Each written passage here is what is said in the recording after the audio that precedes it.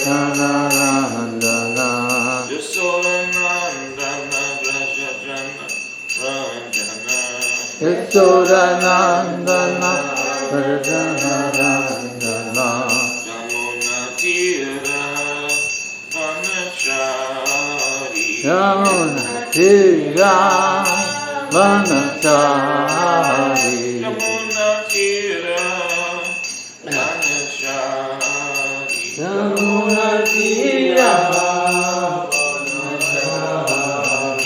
Jayo Radha Madhava Kunja Vihari Jayo Rama Rama Kunja Vihari Jayo Radha Madhava Kunja Vihari Jayo Rama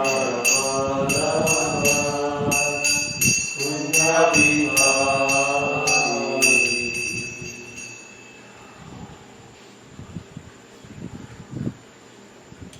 Krishna is the lover of Radha. He displays many amorous pastimes in the groves of Dham. He is the lover of the cowherd maidens of Braj, the holder of the great hill named Govardhan, the beloved son of Mother Jasoda, and the delighter of the inhabitants of Braj. He wanders in the forest along the banks of the river Jamuna.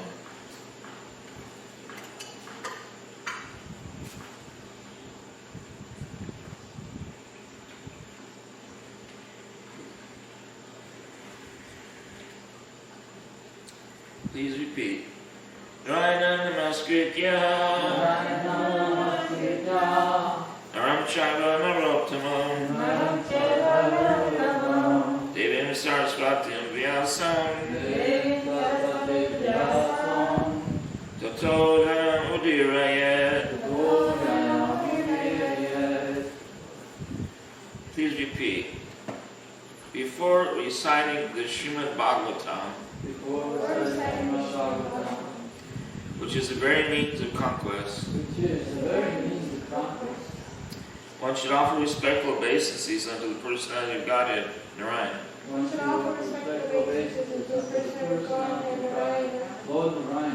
Unto Narayan Rishi, the supermost human being. Unto Mother Saraswati, the goddess of learning. And unto Srila Vyasadeva, the author. Shrin, please repeat. Shrinvatam Svakata Krishna. Punya Shravana Kirtana. Vidyantastoya Bhadrani. Vidunoti Saritsatam. Please repeat. Shri Krishna, the personality of Godhead, who is the Paramatma, super soul in everyone's heart, Who is the Paramatma super soul in everyone's heart, and a benefactor of the truthful devotee, and benefactor of the truthful devotee, cleanses desire for material enjoyment and his desire for material enjoyment from the heart of the devotee, in the heart of the devotee, who has developed the urge to hear his messages, who has developed the urge to hear his messages, which are in themselves virtuous, which are in themselves virtuous, when properly heard and chanted. when properly heard and chanted. Please repeat. Nasta Preshu Bhadreshu Namaskar-prayeshu abhadreshu Nityam Bhagavata Sevaya Nityam bhagavata sevaya Bhagavattama Shloke Bhagavatam shloke Bhakti Bhavati Naishtaki. Bhagavati nashtaki. Please repeat. By regular attendance in classes on the Bhagavatam, By regular attendance on classes in the Bhagavatam, and by the rendering of service to the pure devotee, and the rendering of service to the pure devotee, all that is troublesome to the heart all that is troublesome to the heart is almost completely destroyed, is almost completely destroyed, and loving service unto the personality of Godhead, and loving service to the personality of God, who is praised with transcendental songs, who is praised with transcendental songs, is established as an irrevocable fact. is established as an irrevocable fact. Om Om Namo Bhagavate Vasudevaya. Om Namo Bhagavate Vasudevaya. Om Namo Bhagavate Vasudevaya. Om Namo Bhagavate Vasudevaya. One more time. Thank you. Om Namo Bhagavate Vasudevaya. Om Namo Bhagavate Vasudevaya.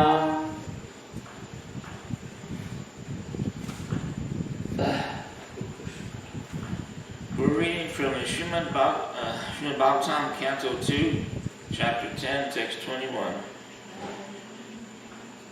Please repeat. Yadatmani Yadatmani Niralokyam Niralokam. Yadatmani Niralokam Yadatmani Niralokam.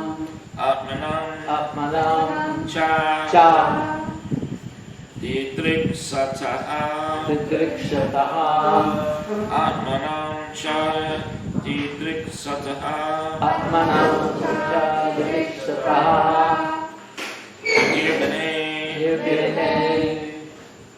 Nirbane Nirbane Yakshini Tasha Tasha Nirbane Yakshini Tasha Jyotish Chakshur Guna Graha Jyotish Chakshur Guna Graha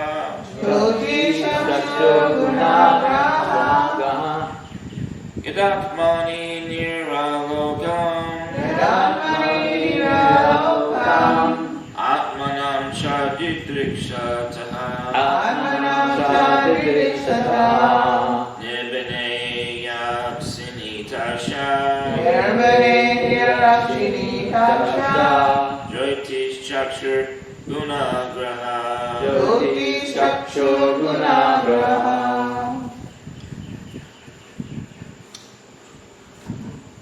Yadatmani Niralokam Atmanam Cha Didrikshataha Nirvine Yakshini Tasha Jyotish Chakshur Gunagraha Yadatmani Niralokam Yadatmani Niralokam Atmanam Cha Didrikshataha Nirvine Nirvine Yakshini Jyotish Chakshur Gunagraha Yadatmani Niralokam Atmanam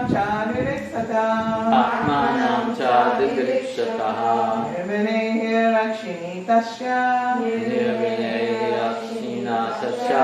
Jyotish Chakshur Gunagraha Yadatmani Niralokam Atmanam Cha Didrikshataha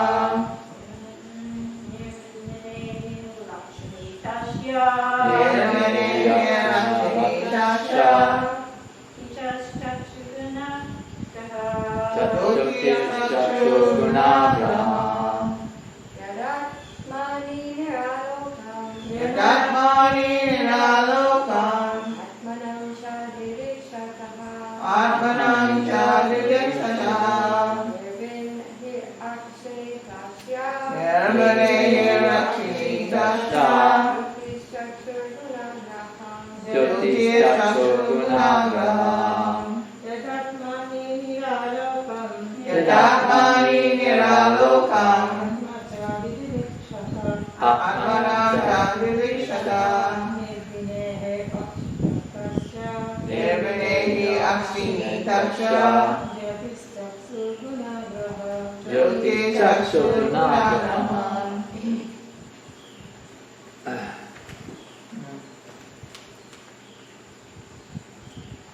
repeat. Yada, Yada, while, Atmani, Atmani, unto himself, unto itself, Niralokam, Niralokam, without any light, without any light, Atmanam, Atmanam, his own transcendental body, his own transcendental body, Cha, Cha, also other bodily forms, also other bodily forms, Didrik Sataha, Vidikshataha, desire to look upon, desire to look upon, Nirbane, Nirbane, Nirbane, due Nirbane, to being sprouted. Being sprouted. He, we're gardeners, right? So we're saying, what does that mean? What does it mean? He, for, Oxini, Akshini, of the eyes, of the eyes, Tasha, Tasha, of him, of him, Jyoti, Jyoti, the sun, the sun, Chakshu, Chakshu, the eyes, the eyes, Guna, Graha, Gunagraha, the power of seeing. the power of seeing. Please repeat. Translation. Thus, when everything existed in darkness, Thus, when everything existed in darkness, the Lord desired to see himself the Lord desired to see himself and all that was created. and all that was created. Then the eyes, Then the eyes, the illuminating God's Son, the illuminating God's Son, the power of vision, the power of vision, and the object of sight, and the object of sight, all became manifested. all became manifested. So I'll reread that. Thus, when everything existed in darkness, the Lord desired to see himself and all that was created. Then the eyes, the illuminating God's Son, the power of vision, and the object of sight all became manifested. Purport by His Divine Grace. A.C. Bhaktivedanta Swami Srila Prabhupada Ki Jai. Yay! Prabhupada ki jai. You cannot praise the spiritual master enough. Everybody's spiritual master is special, but it doesn't mean that one's over another. Yes, it It does. just means Prabhupada is extra special. Yes, it does. There is a parampara. well, I understand. No, when you're on one level, We don't want to cause friction in between. You already did. I did. But there's other people out there with other spiritual masters and gurus, so many others, that accept whether they're authorized or not, No, but in ISKCON, the founder of Charles Prabhupada, and then he has followers, and then those followers have followers, and Yeah. so like that. There are distinguished. We're not all one. Yeah. We're one and different. Yeah. The business of the disciple is to glorify the spiritual master, serve the spiritual master. So that's what we like to do. We spend a large part of our time doing that. Purport by His Divine Grace. The universe is by nature dense darkness, and therefore the total creation is called tamas, or darkness. The night is the real feature of the universe, for then one cannot see anything, including oneself. The Lord, out of His causeless mercy, first desired to see Himself and all the creation as well, and thus the Son became manifested. The power of vision for all living entities became possible, and the objects of vision were also manifested. This means that the whole phenomenal world became visible after the creation of the Son. Translation. Thus, when everything existed in darkness, the Lord desired to see Himself and all that was created. Then the eyes, the illuminating Son God, the power of vision, and the object of sight all became manifested. So, how many people, could we have a show of hands of anybody here who has actually been, in a cave when they turn the lights on? That's the thing they love to do. Be in a cave and turn all the lights out. When you're in a cave, and they like to turn the lights out to show you absolute darkness. Absolute. You cut it with a knife. I've been in a cave, but not like that. They didn't turn the lights off for fun. No, that would be terrible. It would be terrible. Fortunately, they usually warn you, but they might not. But yeah, they usually, because it's absolutely, the mind just completely goes berserk. You can't see anything. I mean, you can't see anything. Zero, that's it. It's like the blackest black you can possibly imagine. I had an experience. You have? Well, not with a cave, but I was in high school, and I was in a locker room. You know, after I was a track runner, so at that time we were coming back from practicing, and then this was in New York, and I think it was '66. There was a blackout, like all over New York, and this was a locker room, so there's no windows, and there's there's benches, but you couldn't see anything. So there was the track and the football players were in there. So the football players somehow were able to feel somebody had a match, because you couldn't open your locker. You know, you can't see the combination. Your clothes are in there. If you were already taking a shower, now you got, so what they did is they got everybody's books and put it into a trash can and set them on fire. Couldn't do their homework, no? Wow. That's the only way we could see, and we didn't know what the door was. We didn't know, it was really, couldn't get our clothes. It was really amazing. Well, I was temporarily, that happened in the Boy Scouts. They'll do things to you in the Boy Scouts that, you know what I mean, that the regular folks don't get to do. They take on those extended tours through caves and things. Yeah. Batman squeeze, where you're squeezing through something like on your belly for at least 20 feet. That scared me, because you got a whole mountain on top of you.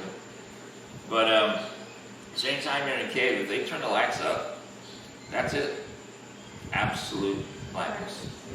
And what's worse than that is to be 90 feet down or 100 feet down, scuba diving, and they tell you, we're going to take you through a place where it's going to be completely black.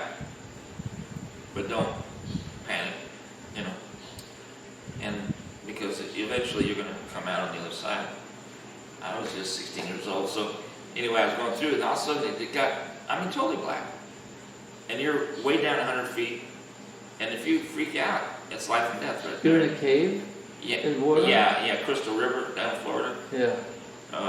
There's a hole where the manatees hang out, 100 foot down, big hole, and then there's a passageway out to another side, and for like 20 feet, all of a sudden, right in the middle of that, it's pure black. You don't have any light, because you're already 100 feet down. You have no sense of 100 feet down means it's already kind of dark anyway. You can't tell what's up, what's down, which way. You can't see anything. Well, when you're in water, that's kind of true in a way. When you're in the water, it's just like when you're flying. The danger about flying, what happened to John Kennedy? Yeah. Well, he wasn't really instrument rated, and it's already got dark on him, which he wasn't anticipating that. And they ended up just flying in circles until they crashed. And he didn't know he was flying in circles. He thought it was okay, but he wasn't. So anyway, we need the sun. Huh? We need the sun. Yeah, I just want to let you know how I've experienced that helplessness with darkness. I'm so thankful to the Lord. Wow. Looking out that right there, every morning, those translucent leaves out there and the sun's coming through. It's just so beautiful, just so thankful. Where would we be if we could feel, what's the use of feeling if you can't see? It would be horrible, But we're also thankful. We're devotees. That means we're very, very, very thankful. Every day is Thanksgiving for us. Every day is Christmas. Every day. Every day we're opening packages. That's our love for Krishna. We're offering our love, and it's just amazing that we dress these deities every day. We bathe them every day, 6 times a day we're offering. The process is complete.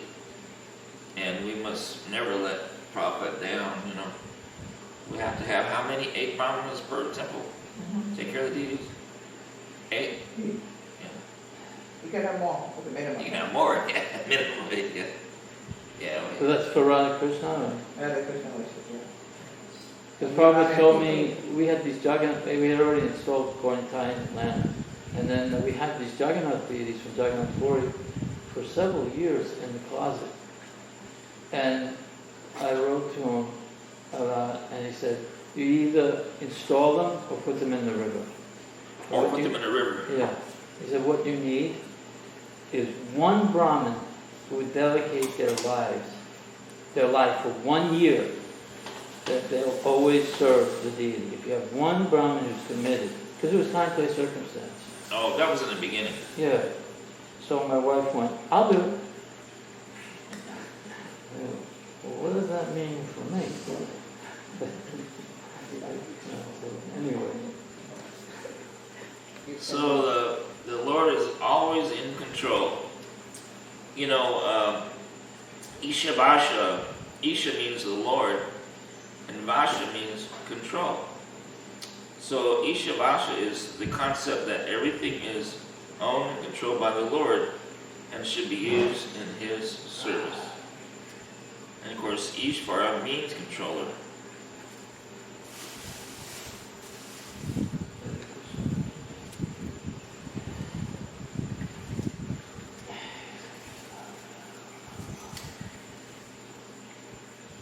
In Bhagavad Gita, chapter 7, text 6. Etad yonani bhutani sarva nitu padaraya aham krits nasha jagataha prabhava palayas tata. Of all that is material and all that is spiritual in this world, know for certain that I am both its origin and dissolution. Prabhupada says that everything that exists is a product of matter and spirit. Spirit is the basic field of creation, and matter is created by spirit. Spirit is not created at a certain stage of material development. Rather, this material world is manifested only on the basis of spiritual energy. This material body is not developed because of spirit within matter. A child grows gradually to boyhood and then to manhood because of that superior energy, spirit soul, being present. Mata parataram nanya kinchidastinanajaya ayi sarvam idam protam sutre manigana eva. O conquer wealth, Arjuna. There is no true superior to me. Everything rests upon me as pearls are strung on a thread.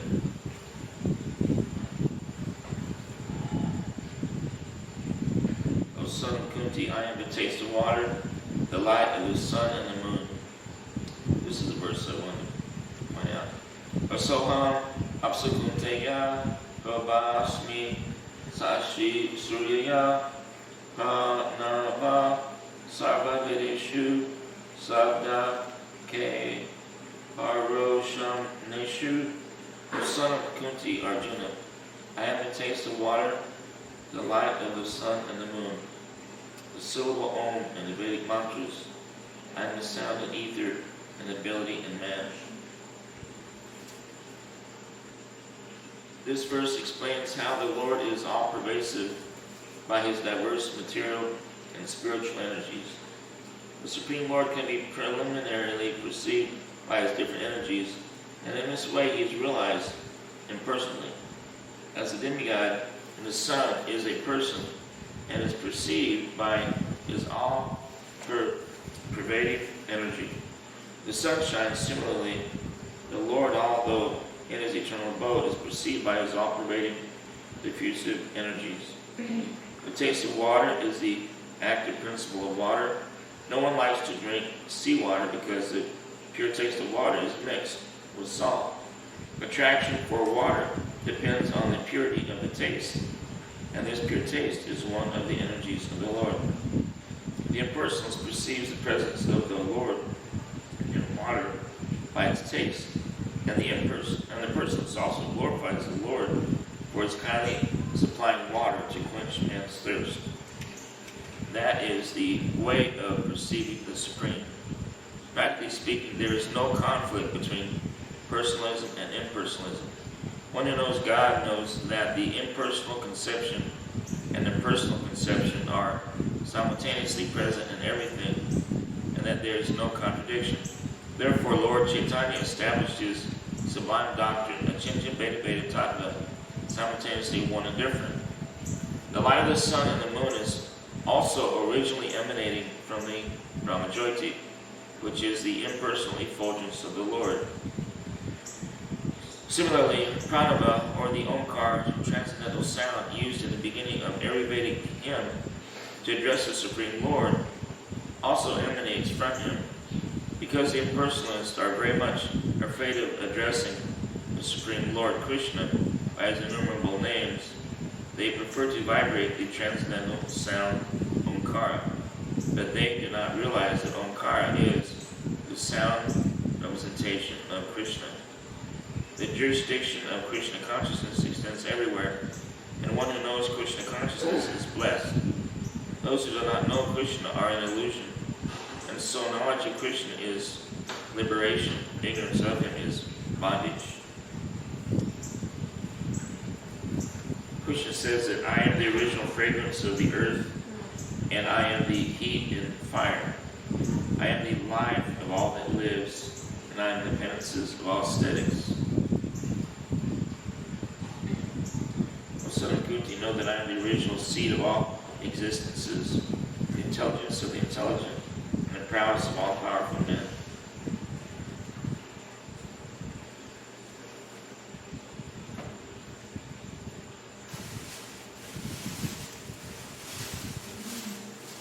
I want to read one pastime, which kind of demonstrates the power of the Lord and his natural laws that automatically take place. I know I read this one before, but Prabhu always says it bears repeating. Something that's really nice to learn. The glories of, I'm reading again from the Gita Mahatmya of the Kama Purana, Lord Shiva's glorification of the Bhagavad Gita, the glories of chapter 18. Parvati said, "My dear husband, you have told me the glories of the 17th chapter of the Srimad Bhagavad Gita. And I kindly relate the glories of the 18th chapter of the Srimad Bhagavad Gita." Lord Shiva said, "O daughter of the Himalayas, Parvati, please listen to the glories of the 18th chapter of the Srimad Bhagavad Gita, which is higher than the Vedas and the giver of unlimited bliss." Pretty amazing, huh? Higher than the Vedas and the giver of unlimited bliss. Bhagavad Gita. I was thinking about this yesterday. I was thinking, wow, I think I need to meditate on the glories of Bhagavad Gita. It's so incredible. When it enters into one's ears, it destroys all material desires. For the pure devotee, it is divine nectar. It is Lord Vishnu's very life, and it is a solace to the hearts of Lord Indra and the demigods, as well as the great yogis headed by Sanak and Sananda. When it recites it, it sends the messengers of Yamaraj far away. There is no other recitation which can so quickly destroy all sin and free one from threefold miseries of this world. Now listen with great devotion. On the topmost peak of Mount Meru is Amaravati, which was built by Vishvakarma. In that heavenly kingdom, Lord Indra and his wife Sachi are served by the demigods. One day, while Lord Indra was sitting peacefully, he saw that a beautiful person had arrived there, whom the servants of Lord Vishnu were serving. When Lord Indra saw the beautiful young person, he immediately fell from his throne to the ground. And that's the one thing I wanted to point out, is that You see how the Lord's laws, I mean, even Indra didn't know what was going on. It just automatically happens. So there is a controller behind the scenes, always. At that time, the demigods who had been worshiping Indra picked up Indra's crown and placed it on the head of the beautiful person. Then, all the demigods and other denizens of the heavenly planets started to perform arti and sing wonderful songs to the new King Indra. The great rishis came there and offered their blessings and chanted the Vedic mantras, and the Gandharvas and Apsaras started to sing and dance joyfully. In this way, the new Indra, who had not performed the usual 100 horse sacrifices, started to enjoy hundreds of different types of services rendered by the demigods and other denizens of the heavenly planets. When the old Indra saw this, he became very surprised. He thought to himself, quote, "This person here has never built wells or dug combs or planted trees for the welfare of others. And when there were droughts, he did not provide rains and charity. He never performed any fire sacrifices or great charities in the holy places. How has he managed to attain my seat?" The old Indra, feeling very disturbed in his mind, went to the ocean of milk to pray to Lord Vishnu. When he obtained the darshan of Lord Vishnu, he asked him, quote, "My dear Lord Vishnu, in the past I performed many sacrifices and other pious activities for which I was installed as the Lord of Heaven. And now another person has come, taking my place as the King of Heaven. This person in his life never performed any great wonderful pious activities, nor had he performed any great Vedic sacrifices. How is it possible that he has obtained my throne?"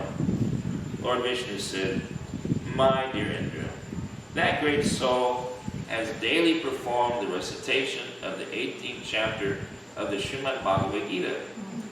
Every day during his life he recited only five shlokas from this chapter.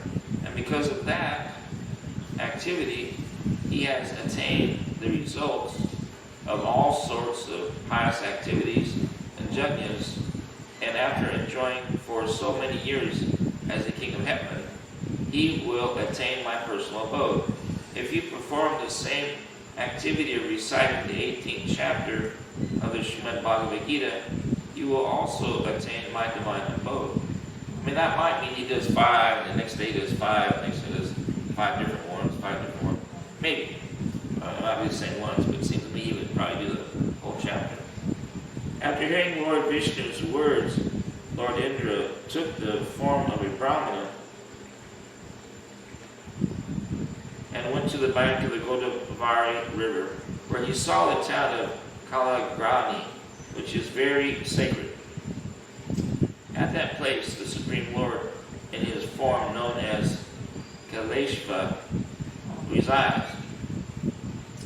Close to this town, on the bank of the Godavari River, a pure Brahmana was sitting, who was very merciful and had understood the topmost goal and the secret of the Vedic literatures.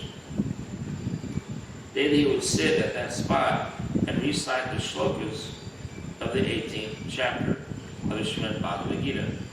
When Lord Indra saw him, he became very happy. He immediately fell at his lotus feet and requested him to teach him the 18th chapter of Srimad Bhagavad Gita.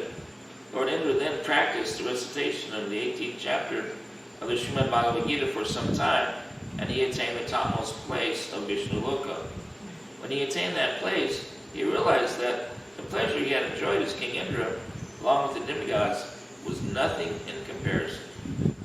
My dear Parvati, for this reason, the great sages especially chant the 18th chapter of the Srimad Bhagavad Gita, and by so doing very quickly attain the lotus feet of Lord Vishnu. Anyone who hears or studies this Gita Mahatmya very quickly destroys all sins which he has accumulated, and that person who remembers this discourse with great faith attains the results of all kinds of pious activities and great sacrifices, and after enjoying all worldly opulences, attains the abode of Lord Vishnu.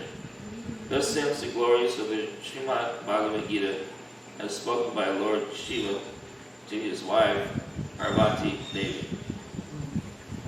You know, it's just like that one book, something like The Hidden Glories of India. I mean, to get blessings in India, there's so many ways to get blessings. You know what I mean? And this book here tells the blessings from each chapter, the pastimes, you know, that happen connected to each chapter. Are we ending it earlier today? Because I'm not sure why we did that today. I'll be sure. Oh, you don't know? We start class at 7:15 now and end at 8. No, we ended at 8? Oh, it's bad day now. Guru Well- Coach is at 6:45 now. Reading the deities at 6:45? 7. Yeah. Reading the deities is at 7. And then 7:15 we start Yeah. class. So that's from now on, that's what's going to. Why did we change it? You can ask Yogendra Prabhu, I don't know.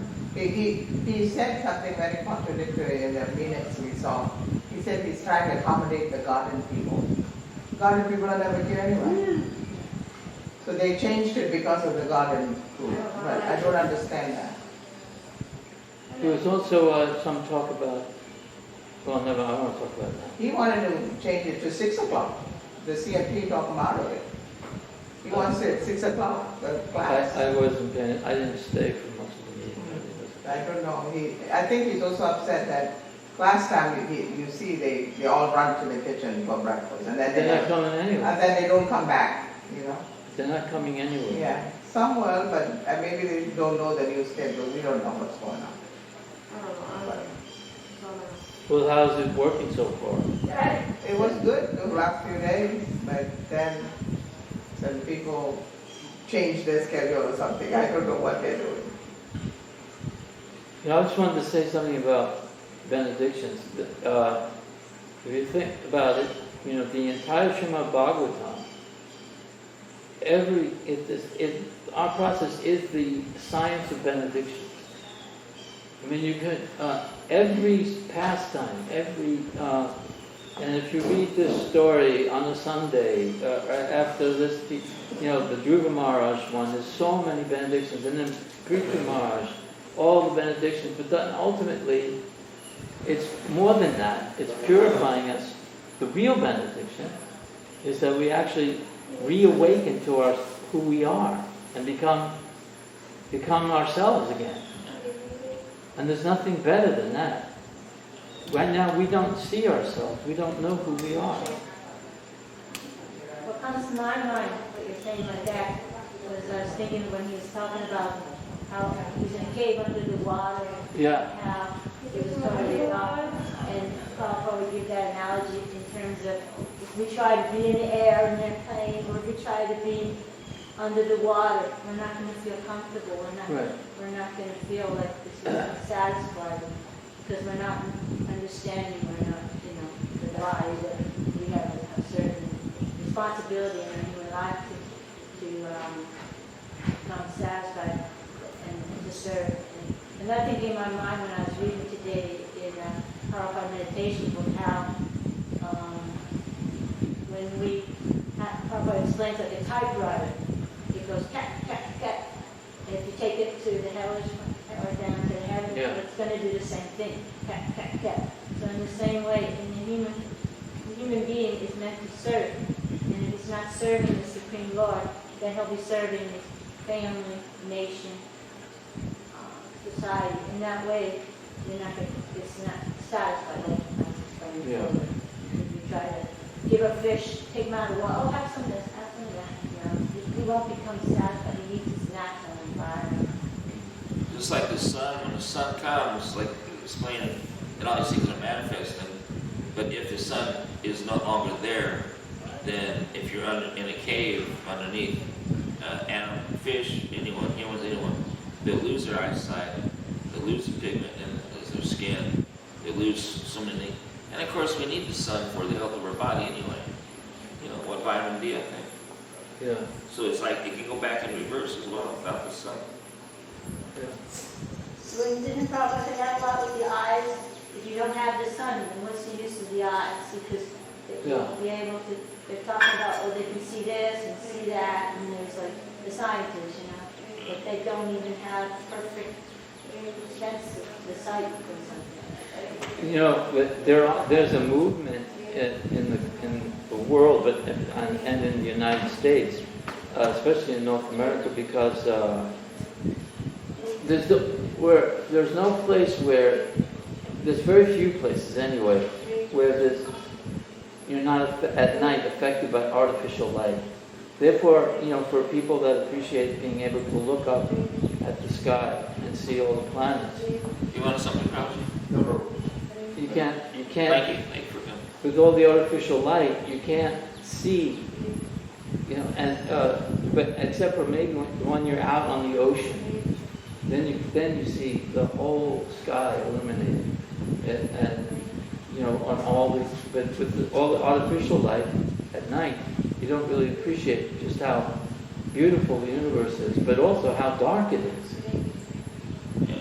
We don't realize everything is, we're so artificially dependent on things that aren't part of the creation. I've always really, ever since I was a teenager, I've always not liked that word artificial.